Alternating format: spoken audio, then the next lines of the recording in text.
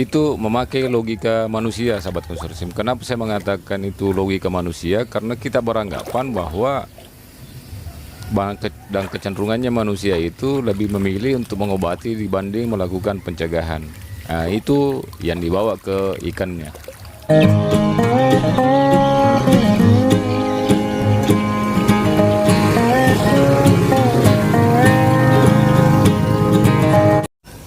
Bismillahirrahmanirrahim. Assalamualaikum warahmatullahi wabarakatuh.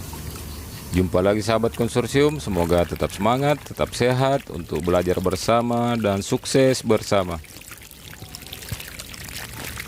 Baik sahabat konsorsium, sebelumnya saya sudah posting jajak pendapat seminggu lalu, dan hasilnya alhamdulillah cukup menggembirakan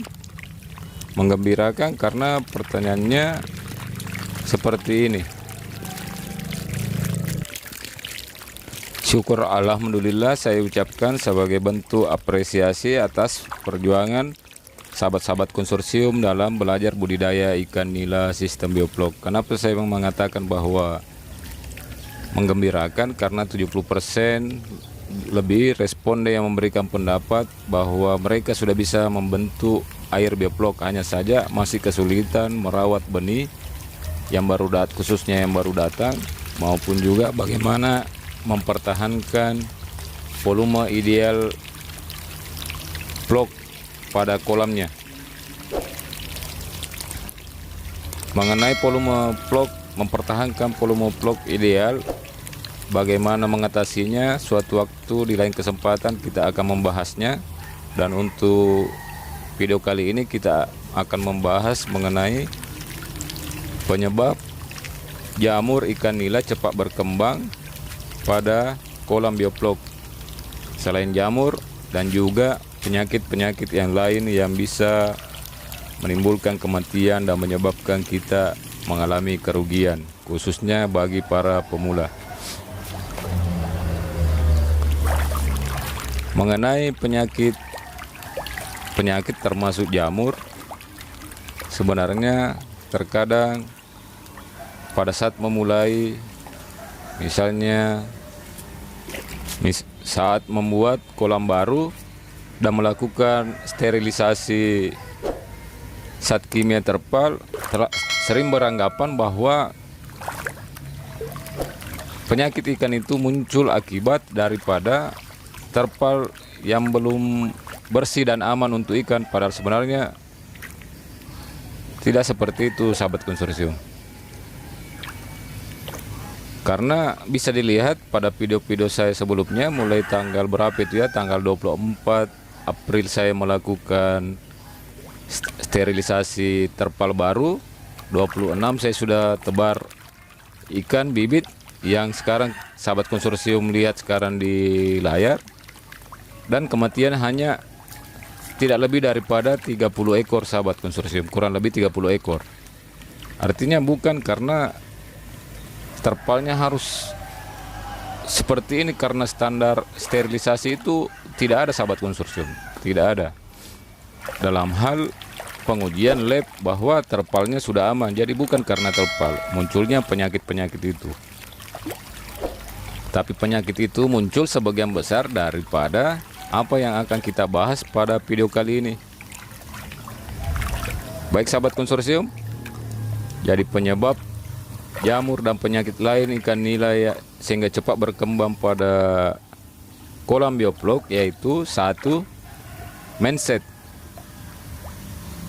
sahabat konsorsium. Artinya pola pikir kita pada saat ini, khusus pemula ya, pada saat kita melakukan budidaya ikan nila cenderung beranggapan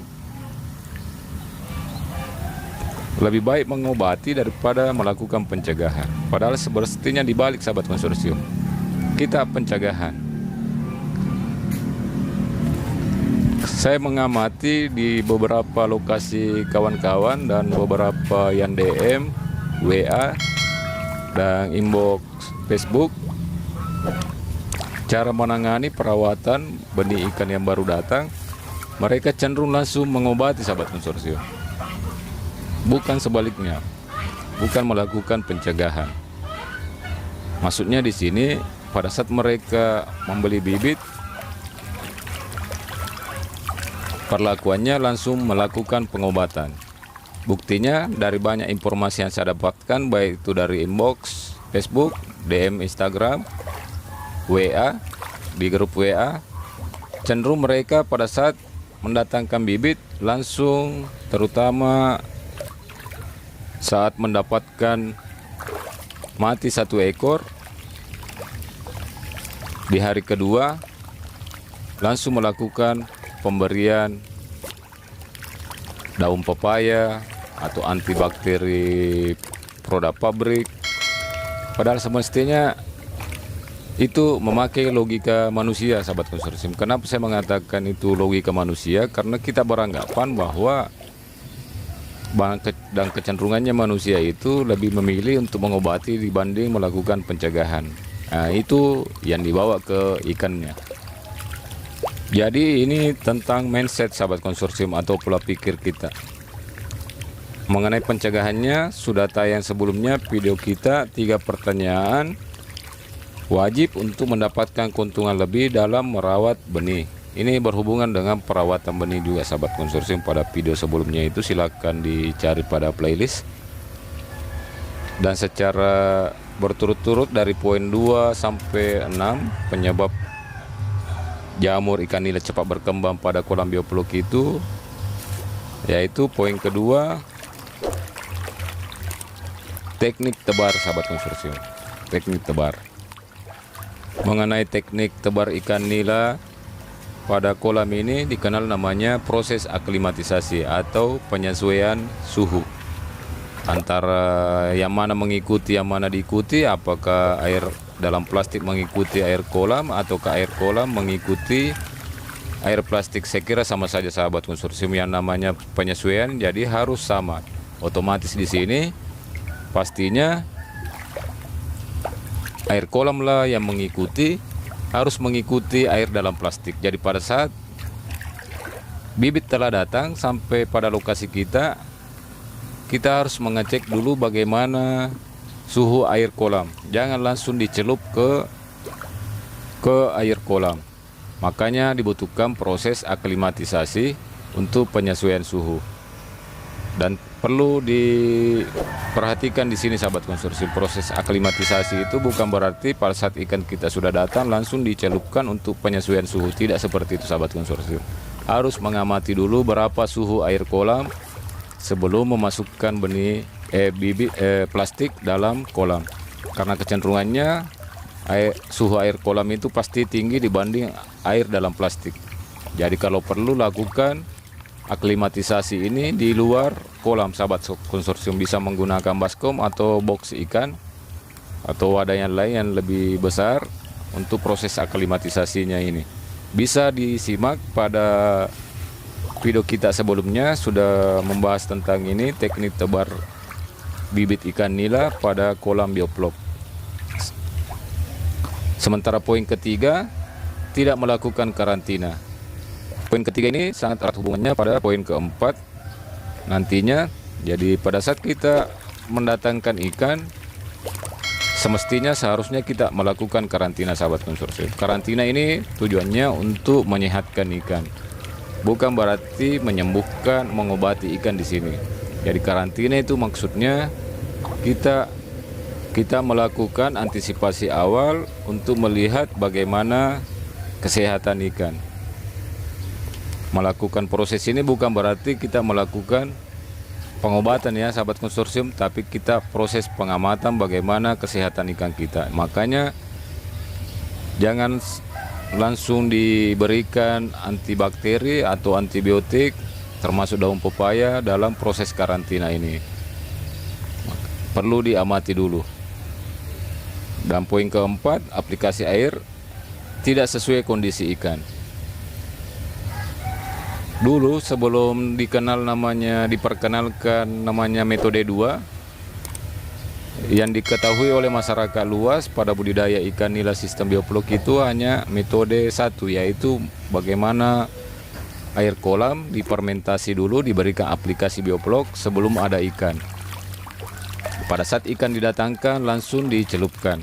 Di sini tidak ada proses aklimatisasi, proses karantina sebelumnya, langsung dicelupkan pada air kolam yang sudah difermentasi atau di aplikasi Bioplog atau metode 1. Disinilah banyaknya di awal-awal saya pernah mengalaminya beberapa tahun lalu, bagaimana melihat benih bibit ikan nilanya mati sampai ribuan ekor, sahabat konsorsium. Jadi aplikasi air itu harus sesuai dengan kondisi ikan. Makanya di sini apakah kita mau memakai metode 1 ataukah metode 2, bibit ikan nilainya harus tetap dilakukan proses karantina, sahabat konsorsium, sebelum kita melakukan aplikasi supaya sesuai dengan kondisi ikan kita.